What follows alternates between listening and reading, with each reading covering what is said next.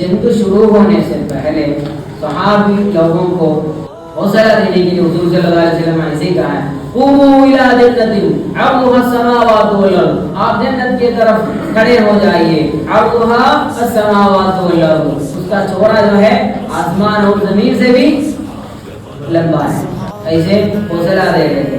ये सुनकर अंसारियों में से एक सहाबा था उमैर बिन हमाम रज़ियल्लाहु अन्हु तअज्जुब से पूछा है, या रसूल अल्लाह अर्दुहा अस्समावातु वल अर्द, चौड़ाई आसमान और जमीन से भी थोड़ी रह गया?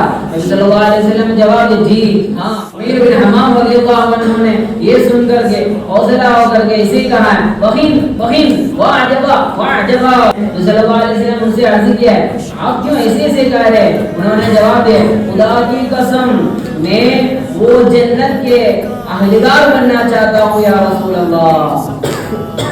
अल्लाह ये सुनकर हुजूर सल्लल्लाहु अलैहि वसल्लम को और भी हौसला दिया, फइन्नका मिन अहलिहा,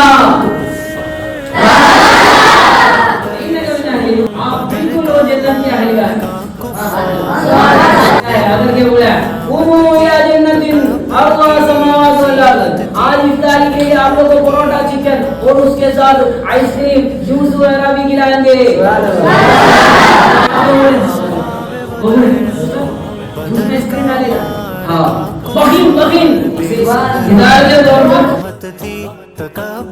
उन्होंने बोला, ऐसे मैं भी वो जन्नत की अहलदार बनना चाहता हूँ। फइन्नका मिन अहलिहा, आप वो जन्नत के अहलदार।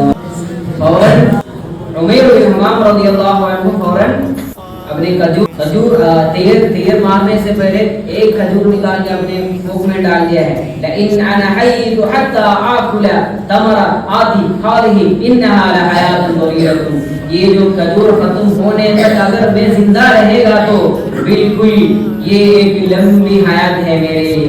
ये बोल करके उन्होंने ये अपने खजूर को इसका जो इसको दूर फेंक कर उन्होंने अपने तलवार लेकर के जंग करने के लिए कहा है, या रसूल अल्लाह। उन्होंने शहीद हो गए जंग में।